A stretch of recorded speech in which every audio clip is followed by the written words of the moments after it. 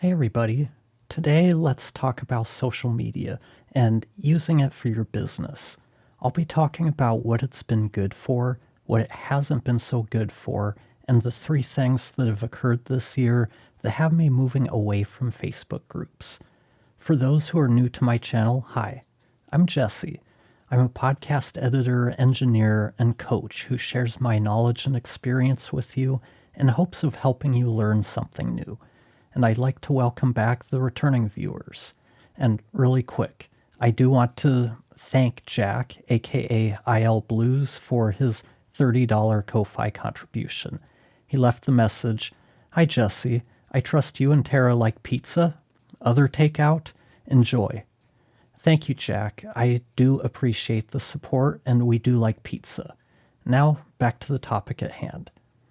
I've never been a big social media user because I'm just not the type of person who likes attention, and I really don't think anyone cares what I had for lunch.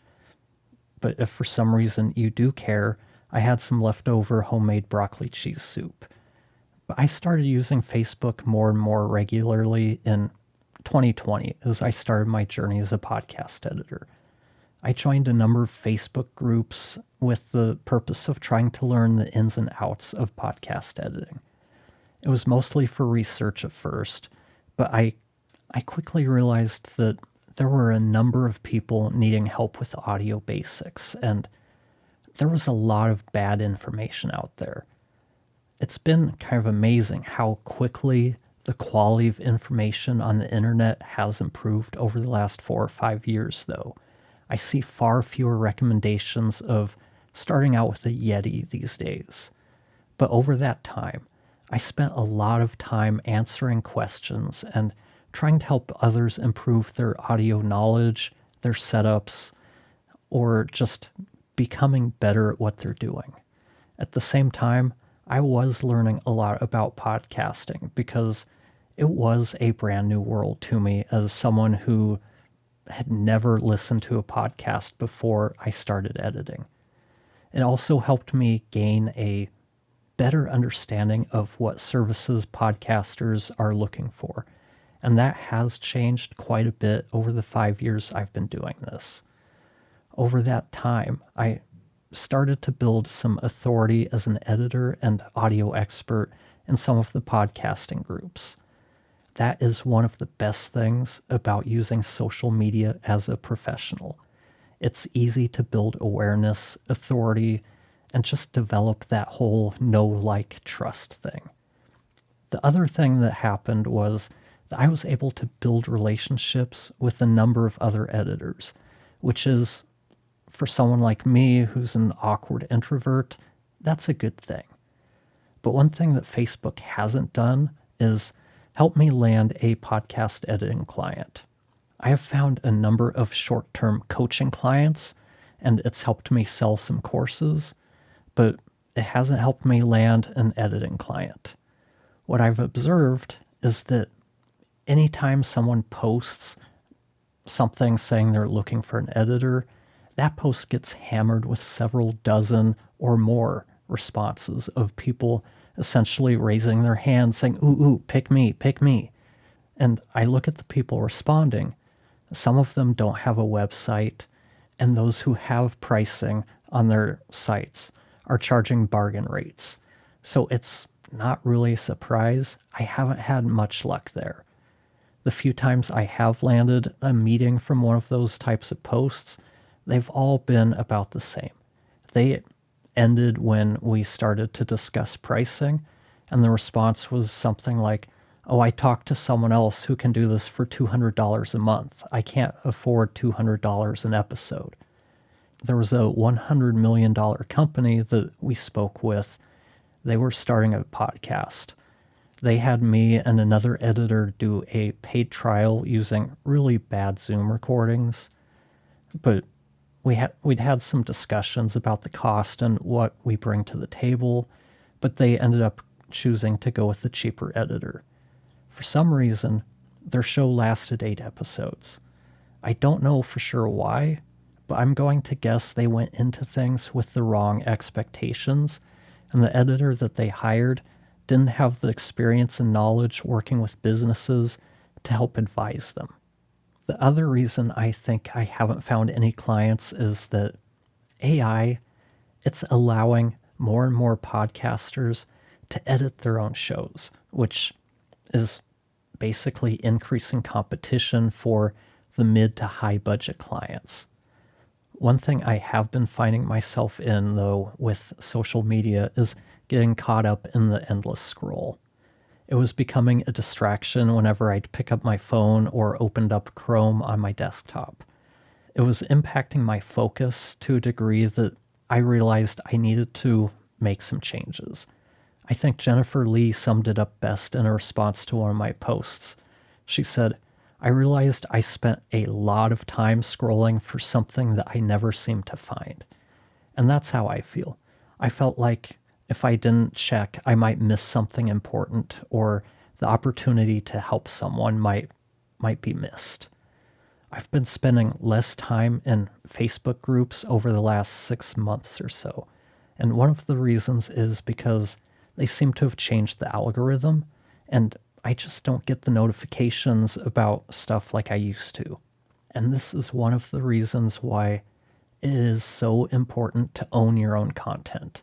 And by that, I'm not talking about copyright, but more about developing your own mailing lists, your own website. This way you aren't at the mercy of an algorithm that decides if someone will or won't be shown your content.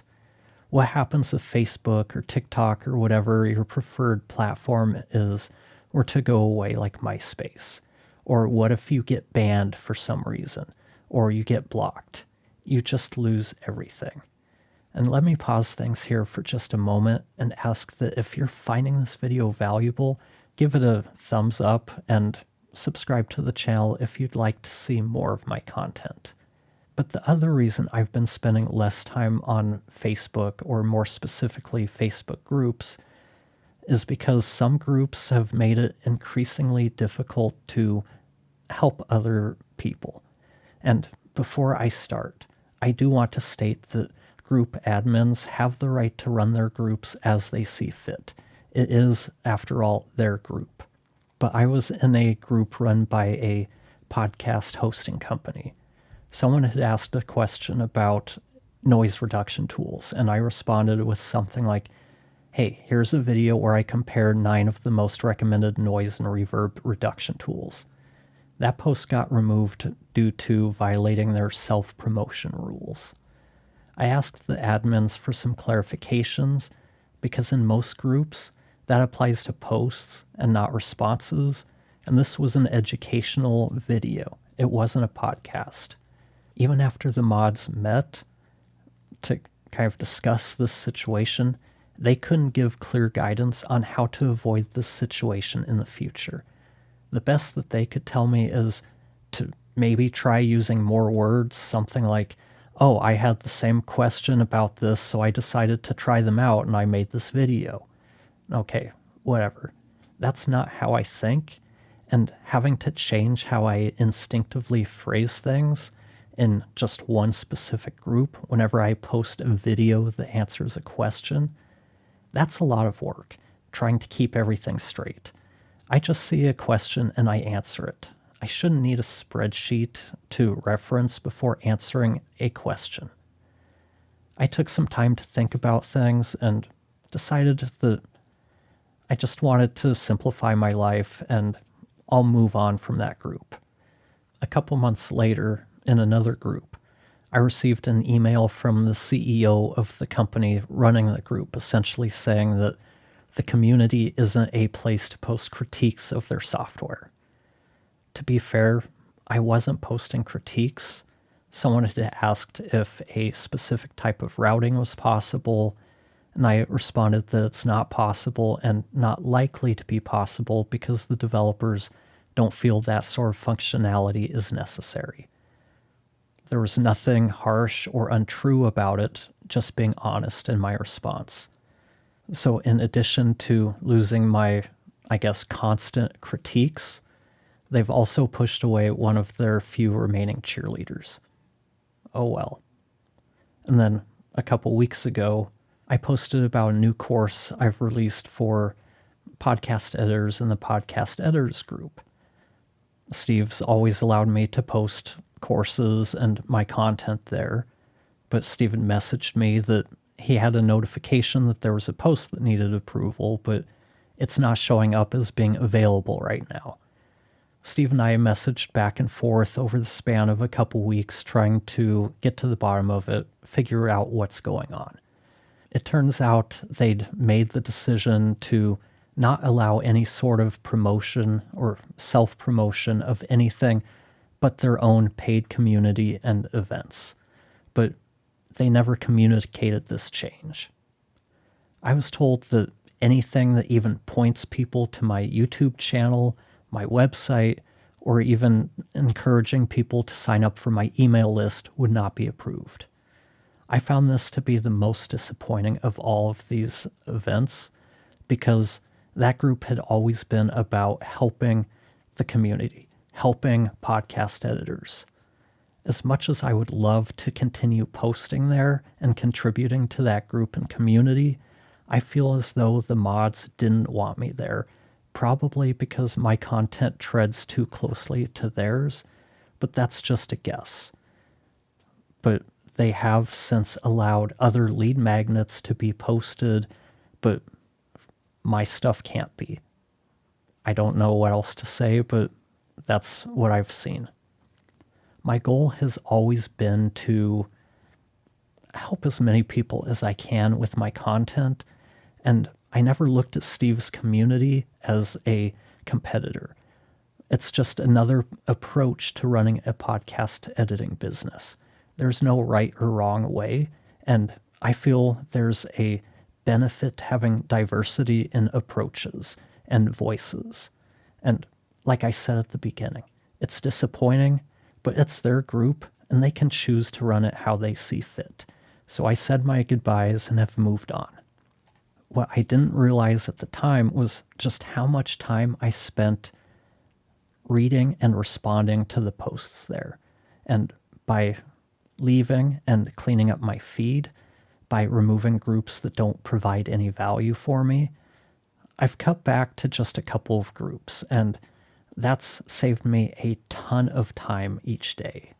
And since I'm only checking Facebook a couple of times a day, if I miss that one thing, oh well. And what about you? What are your thoughts about social media? Have you landed any good clients there? Let me know in the comments. And if you run a podcast editing business, you may find some of the videos in this playlist helpful.